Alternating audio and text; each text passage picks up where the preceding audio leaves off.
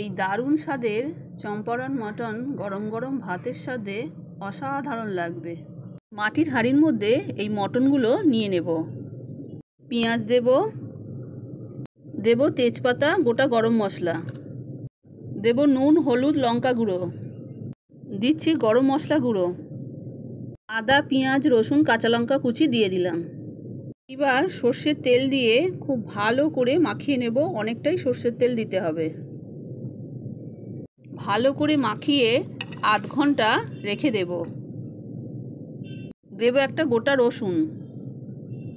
এইভাবে আটা দিয়ে ভালো করে পুরো হাঁড়ির মুখটা ভালো করে আটকে দেব।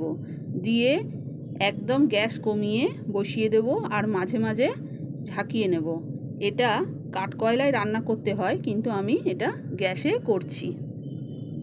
এই খুলে এবার দেখে নেব কেমন হয়েছে চম্পারন মটন। দারুণ স্বাদে তৈরি হয়ে গেল চম্পারন মটন।